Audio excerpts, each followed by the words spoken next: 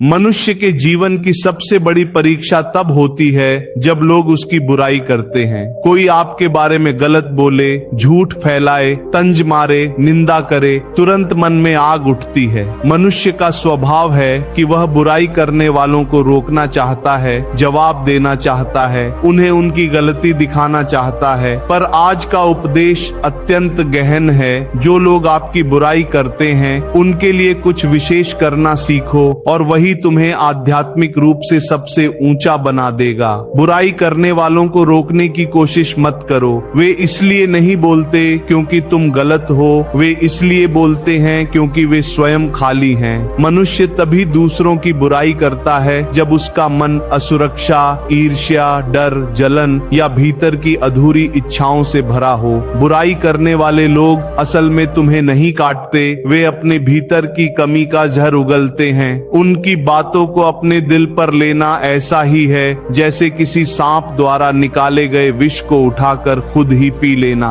इसलिए पहला नियम यह है, बुराई को प्रतिक्रिया का नहीं, समझ का विषय बनाओ। जब कोई तुम्हारी बुराई करता है तो तुम्हें क्रोधित या दुखी नहीं होना, तुम्हें सजग होना है। सजगता का अर्थ है यह समझना कि सामने वाला क्यों बोल रहा है। व्यक्ति प्रशंसा के समय नहीं, निंदा के समय सबसे अधिक खुलता है। उसकी निंदा उसके मन का दर्पण है, तुम्हारा चरित्र नहीं। यदि तुम उसके शब्दों को अपने चरित्र का वर्णन मानोगे तो तुम दुखी हो जाओगे। पर यदि तुम समझ जाओगे कि वह अपने मन की गंदगी बाहर निकाल रहा है तो तुम शांत हो जाओगे। इसलिए जो लोग बुराई करते हैं उनके लिए यह करो, पहला उन्हें माफ कर दो। माफ करने का अर्थ यह नहीं कि वे सही हैं। माफ करना इसलिए कि तुम स्वयं शांत रहो। माफी मन का दान है। यह दान सबसे बड़ा है क्योंकि इससे तुम अपने मन को मुक्त करते हो। निंदा को पकड़कर रखना ऐसा है जैसे अंगारे को पकड़कर रखना और उम्मीद करना कि दूसरा जल जाएगा। वास्तव में तुम ही जलते हो। दूसरा काम यह करो, बुराई सुनकर अपने ऊपर काम करो। अक्सर निंदा में कुछ न कुछ सत्य छिपा होता है। जो व्यक्ति आलोचना सुनकर टूटता नहीं बल्कि स्वयं को सुधारता है वही महान बनता है। यदि कोई कहे कि तुम घमंडी हो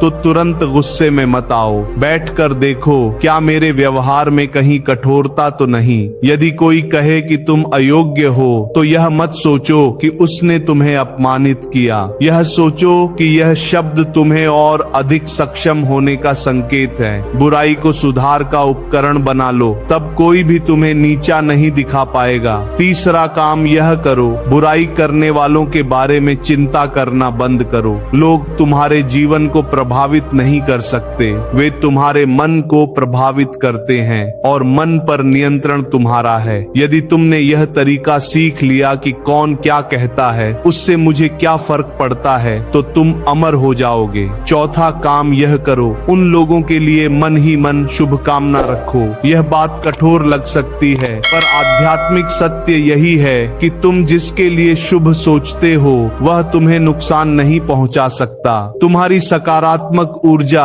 उसकी नकारात्मकता को छू भी नहीं पाती। जब तुम बुराई करने वालों को मन में आशीर्वाद देते हो, ईश्वर तुम्हें सद्बुद्धि दे, तब तुम अपनी आत्मा को ऊंचा उठाते हो। पांचवा काम यह करो, अपने कार्य को और अधिक उत्कृष्ट बनाओ। याद रखो, किसी के पास समय तभी होता है कि वे तुम्हारी निंदा करें जब तुम्हारे कार्य में तेजी होती है। निंदा सफलता की छाया है। यदि लोग बोल रहे हैं तो इसका अर्थ है कि तुम आगे बढ़ रहे हो। इसलिए बुराई करने वालों को अपना ईंधन बनाओ। जितनी निंदा मिले उतनी मेहनत बढ़ा दो। तुम जितना ऊंचे जाओगे उनके शब्द उतने छोटे हो जाएंगे। ऊंचाइयों पर कभी शोर नहीं होता, केवल गहराइयों में शोर होता है। जो लोग तुम्हें नीचे खींचने की कोशिश कर रहे हैं वे इसलिए कर रहे हैं क्योंकि वे स्वयं ऊपर नहीं जा पा रहे। छठा काम यह करो, बुराई का जवाब कार्य से दो, शब्दों से नहीं। तर्क वितर्क में उतरकर तुम अपना समय, ऊर्जा